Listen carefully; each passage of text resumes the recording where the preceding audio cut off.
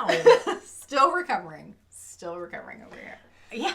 I've been holding on to that. I need a minute. Since yesterday.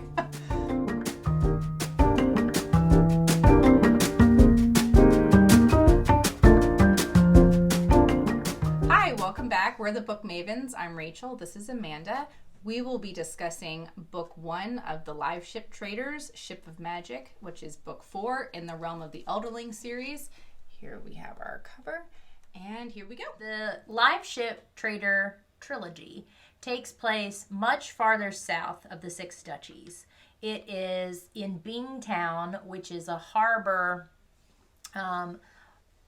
It's set up structurally to be very much like colonies. So Jamelia, which is the capital city of this area, granted basically land grants to these traders. And that's how they originally established themselves in Bingtown. And so there's a lot of political struggle because leadership is changing. They're not honoring those land grants the way they used to.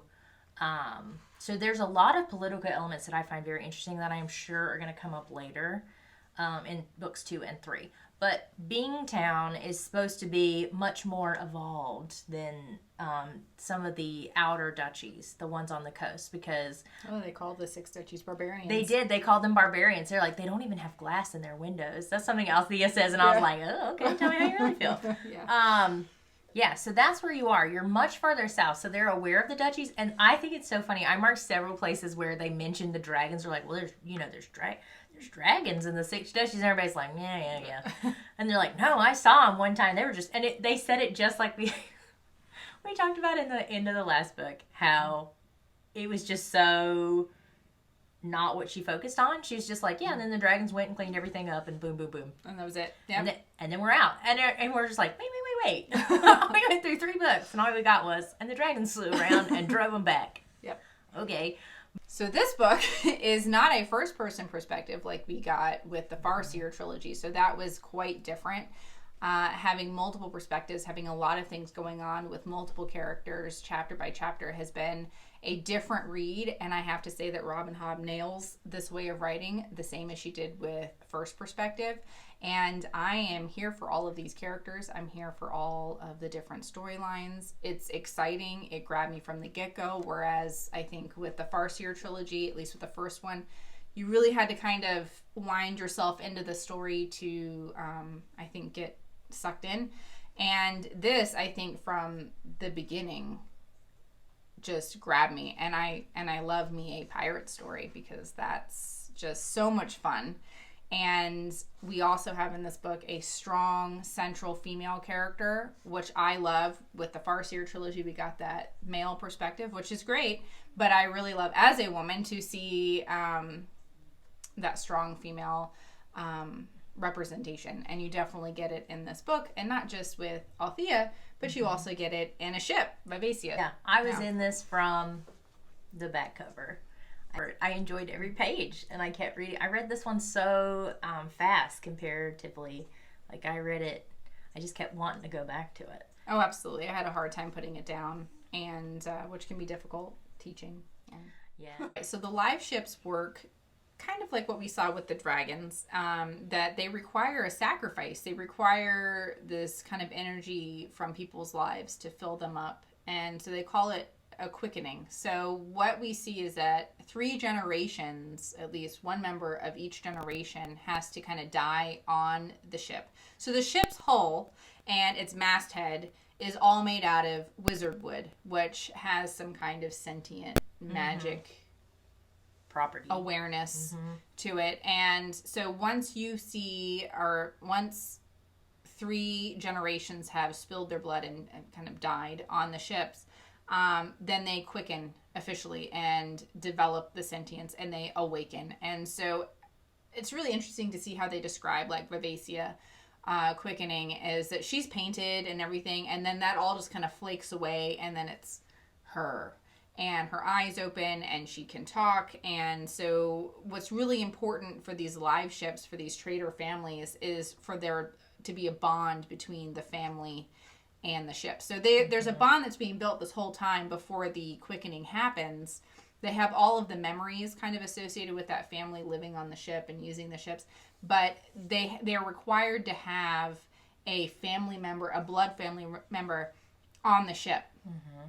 That's part of this kind of, I guess, agreement, which is interesting. They somehow share knowledge, like they can put their hands on the ship and somehow kind of commune, not so much telepathically, but they can share emotions and thoughts that way. And it's very interesting. It's a very interesting bond. But in terms of any other kind of magic system, it hasn't been explored. That's pretty much it. We have the wizard wood. That is a magical element for the Liveship trilogy thus far.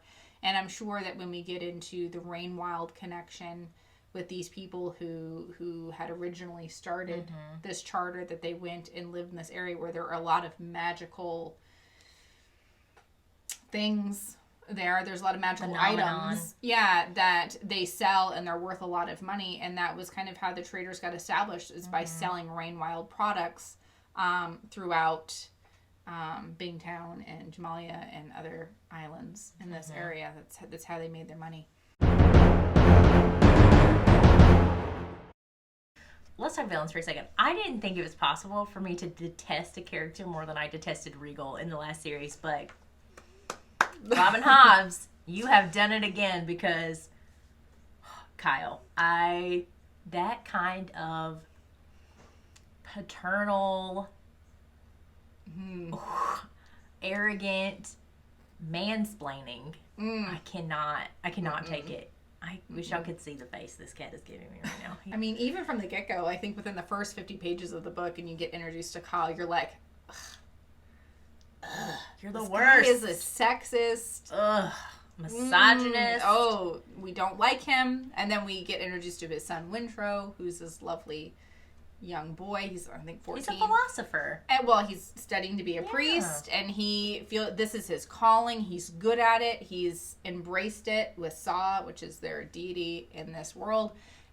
Or at least for him, and just tear him away from this to go shove him on this boat to be a sailor. That Kyle ignores Althea's bond with Vivacia, that she's been preparing for her whole life to be bonded to the ship, and just throws Wintrow on the ship. And it's just so unfair to him. It's so unfair to Vivacia, because Wintrow doesn't want to be there, even though he does have a bond with her, and that's something he struggles with. And I don't think Kyle, and that's the thing too, I don't think Kyle is horrible. He doesn't even understand. He can't see beyond view. The power and the influence he think being the captain of a life ship will bring him. He does not. He doesn't understand what a life ship is. Right. He doesn't understand what she needs. And so he's not from a trader family. He's Chalcedonian or something like that. Yeah. So the way they play it off is that they're just very culturally different. Like the culture of the traders in Bingtown, which was very similar to what you had seen in the Six Duchies, where men and women both can do the same jobs as long as you can, as long as you can do it. It's the thing about fantasy books, and you're reading names that are just not part of our normal. Well, and I did not audiobook this time. I purely read, so I don't have the benefit of hearing other people say it. That's true. Robin Hobb is a master at articulating and writing these very complex relationships. Like, even in the beginning... These are character-based books. Yes. They just are. They're driven by the characters. They're driven by their decisions.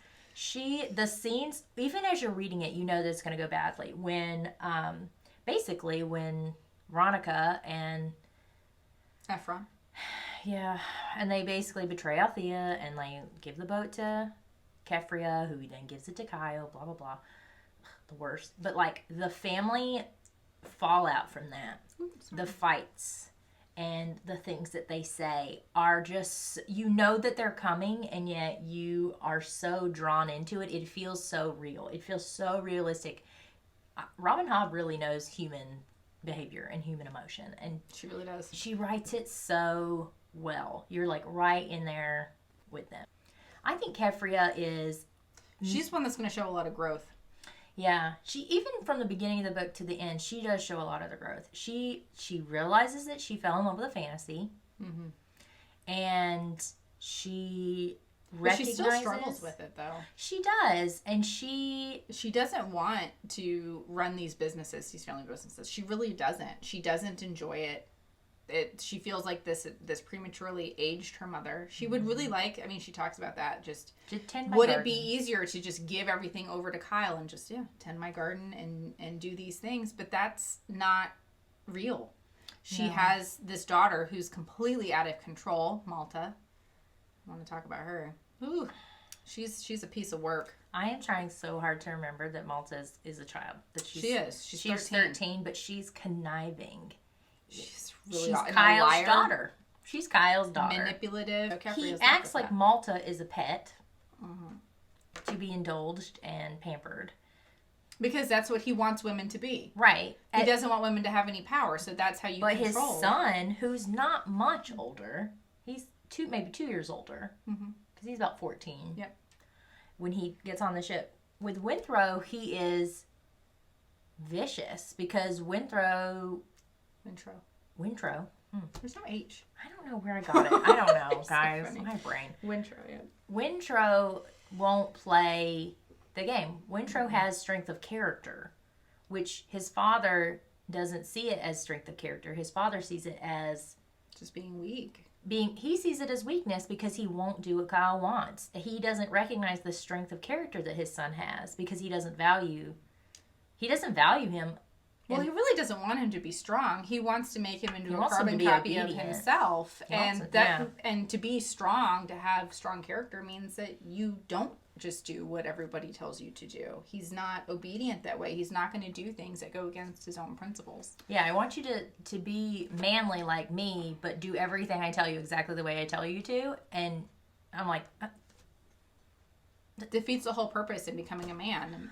And because they're now... slavers, because Kyle feels like this is going to make a lot of money, so now they're investing in the slave trade. Vivacia as a live ship to carry slaves is horrendous. They've never been used that way before, and he thinks that this is going to solve all of the financial worries of this family, and it's just a horrendous way to go about it. And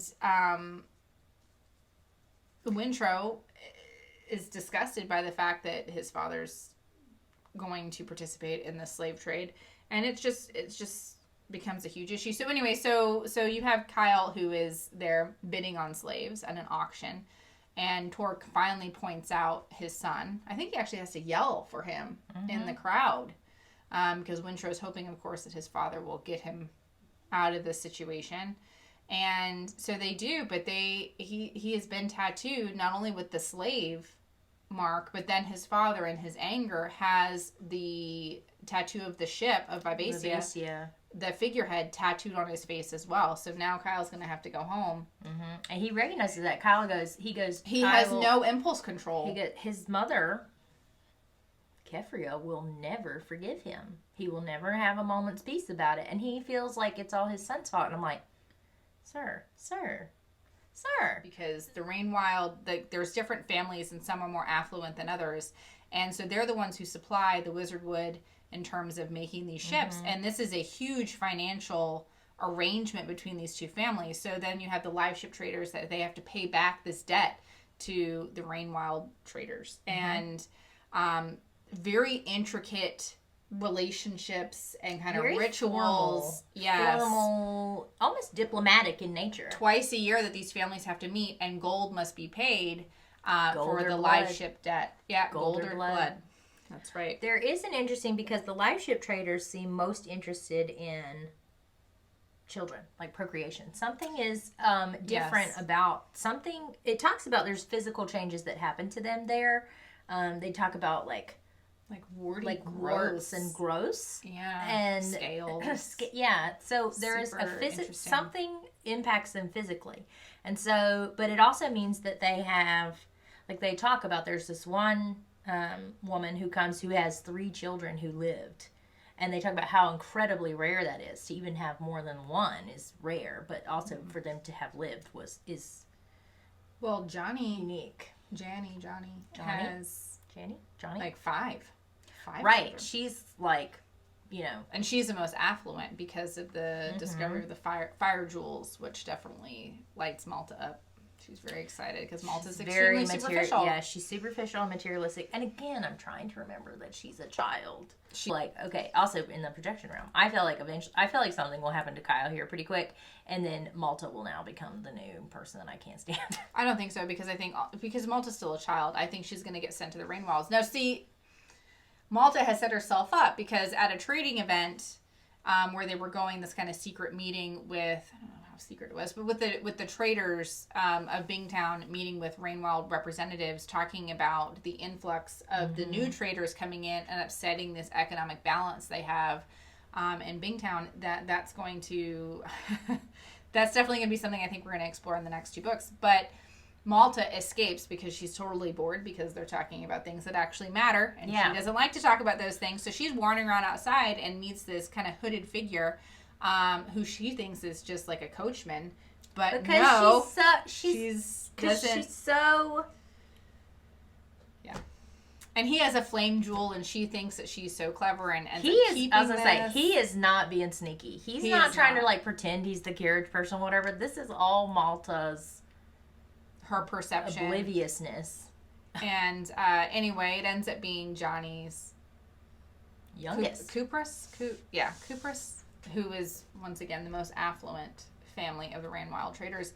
It's her son. So now he has developed an interest in Malta, who's apparently very pretty, and sends her a dream box, which is like you can share a dream. But there's all this symbolism with it. Her opening this box and having this dream symbolizes that she's open to courtship. Yeah, she's accepted his suit. It's put her whole family into this whole other bargain. Yeah, because this family has taken over the Liveship contract. Oh, that's right. So the whole gold or blood, which they had trouble making one of the payments. They had to make basically the equivalent of a late payment. Mm-hmm. And Which they do, only because it had already been arranged, and they're very much about honoring your word, particularly in bargains. But that is for sure, because it's that if you either make the payment or you give up a woman. Well, I mean, it could be a son too, but it could be a son, but the son is like, I mean, Althea's gone. Mm-hmm. Windrow is on the ship.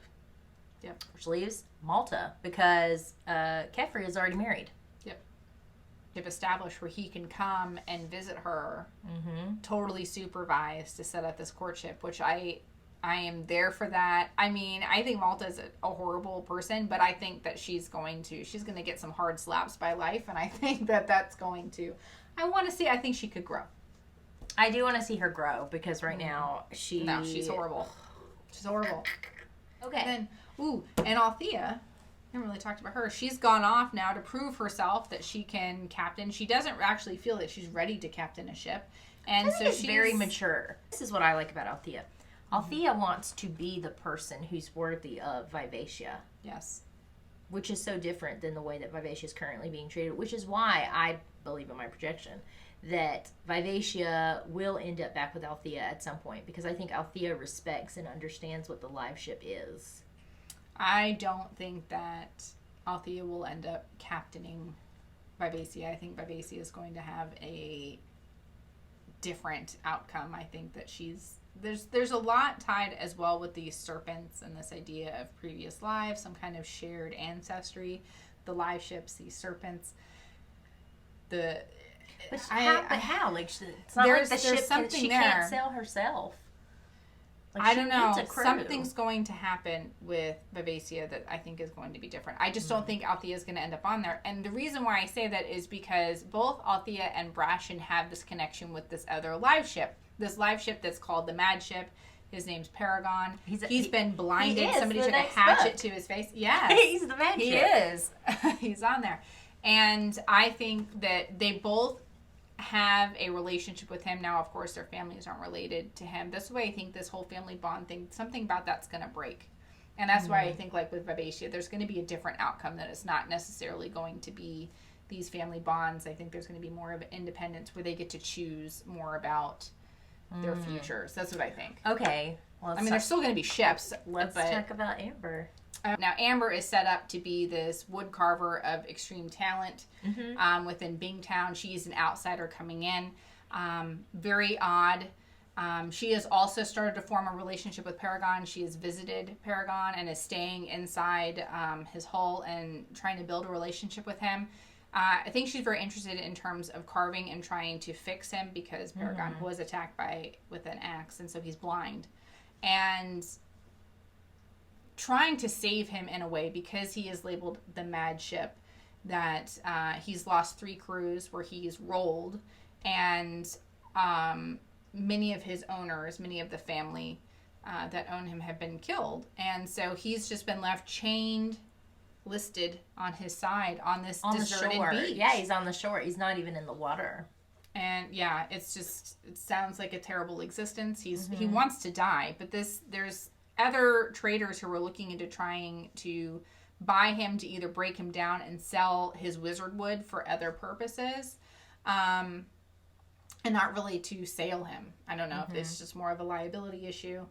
But anyway, so Amber has taken an interest in him. And so, Amber. Okay, so Rachel texted me last night, and she's like, I can't remember what you asked me. Like, do you know who she asked me, do you know who Amber is? And I was like, no, I don't.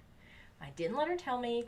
She didn't tell me, and we've held it in until this moment. Okay. Now, that being said, there has not been any reveal, but I am 90% sure that I have figured this character out. Amber's the fool, folks. Amber's the fool. What? Okay, hold on. Let me process that. The fool is the continual character throughout the whole series. Look at the names of the books. The Tawny Man is about the fool. We're going to have the Fitz and the Fool. We're going to have all of these things. The fool is the one that's carried it on. He disappeared. He disappeared at the end of the Farseer trilogy. Nobody knows where he goes. And we know that many people see him as a woman. And he did learn to, like, carve toys. And he knows how to carve and to see things in the wood. He became a toy maker at the end of the last book. Well, no, he was a toy maker for a little while. But remember, he touches Verity's hands and gets that silver thing, so he can feel things in the objects that he touches. So he can hold the wood and see what the wood can be. Amber's the fool. I totally see it. Now that you said it, sorry, this is the big reveal we've been waiting. This is the first time Amanda is hearing this theory. It makes so much sense, though, because he's always looking for these change points. Talks about fate. Yeah, and he talks about Althea. He says, she's like, well, what is this, going to cost? He's like, I just want to be your friend. I just want to help you. Well, and helps Althea. Althea disguises herself as a boy to gun a ship. Mm-hmm. And who else would be able to teach her better than the fool on how to behave as the opposite sex? Okay. Amber's the fool. I see it now. Okay. I agree with you. Which means, though, that he's figured out how to control his physical appearance more, because it doesn't mention at all that people... Right, like he's disguising his colorlessness or, yellowing. But he's now Amber. The name is representative because they talk about him or her having golden hair, like it's him in his metamorphosis. Because he says Amber is the name that best suits me now. This is just blown up. Oh my gosh. Yes. Okay. Oh my gosh. Okay. All right. Okay. All right. Okay. Yeah. It's there, folks. It's true. Now you will not be able to read it and see anybody else. I'm not. And now I'm going to be like cruelly crushed.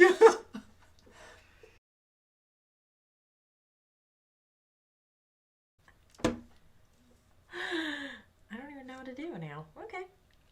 There's a lot more to these sea serpents. There's a lot more to these ships about the wizard wood and what that means. I really want to get into the Rainwild. I want to see what that is. I can't wait for Malta to be sent because I know she will be in this book or the third one. I want to see that. I want to see her story play out. I do too. I think Malta's going to end up being our key to getting to know the Rainwild. I'm excited for book 2. And I love Althea and Brashen coming together and also coming apart. Brashen is being far more honest in terms of his feelings. Althea is just totally at loose ends. I think she's still trying to figure out her place in things, what her goals are, how to get there. And it just doesn't involve Brashen at this point. So she kind of leaves him kind of cold. I kind of like it. I like she's trying to figure out her own. She is. Which Vivacia is too. Vivacia, I thought it was very interesting how she removed herself. Like she stopped, he talks about, it was like shocking for Winthrop. Yeah, when she withdraws from him and she's like,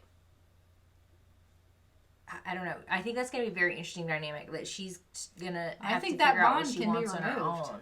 That's the thing. It's like I think she absolutely could sail for somebody else. I actually have high hopes that they're going to get Paragon back in the water. That somehow with Amber, he's going to sail again, and I'm feeling some kind of trio camaraderie. Hopefully, this is what I want with Amber and Althea and Brashen, because Althea and Brashen at the end of the first book are trying to get back to Bingtown. So I think that they're on 2 different ships, sailing back to Bingtown. I think that's going to, because the title of the book's The Mad Ship, so I feel like the focus is going to be on Paragon. I think it's going to be all about getting him back in the water. He has, like, dual personalities going on. Yeah, Ophelia talked about how, one of the other live ships, she talked about how he was driven mad in part by abuse. Mm-hmm. And so, which was one of the reasons Ophelia was talking about how the other live ships were so concerned for Vivacia, because she was so upset with Althea's departure and the way that Kyle was behaving and the way Winthrop was forced there. And it was just this the ships don't respond well to emotional upheaval. Yeah, but I think there's something else going on with Paragon. The way that they talk about it in this very kind of childish, immature way, and then also this much older, mature way, it seems like he has dual personalities.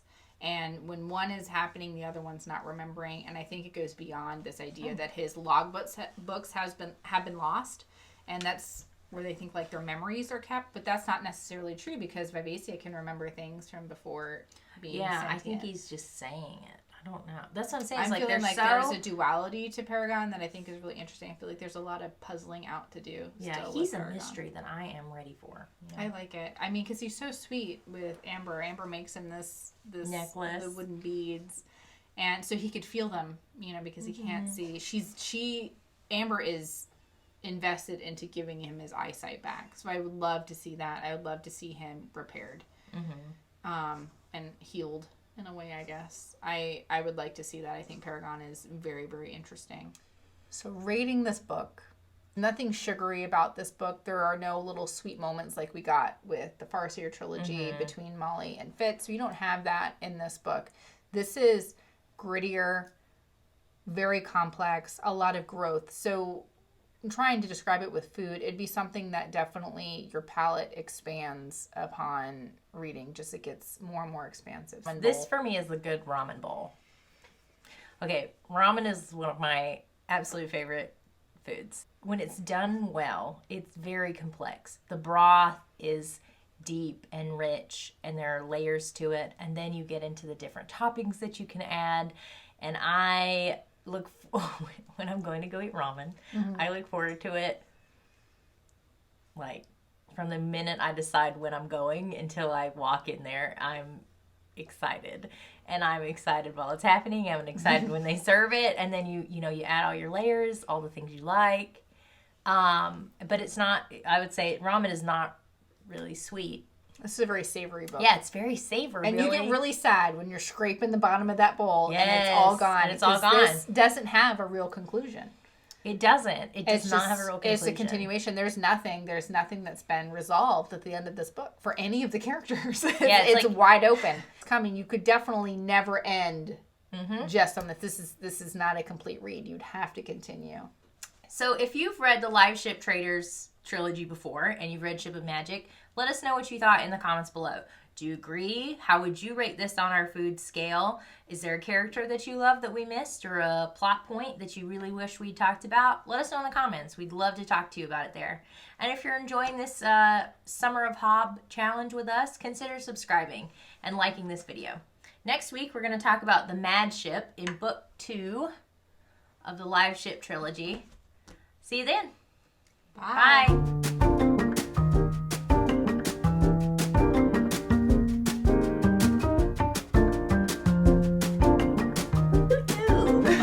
Wanted to punch Kyle. Wanted to punch him and then run over him and then back up, run over him again, and then maybe back up just for good measure and hit him again. What a jerk.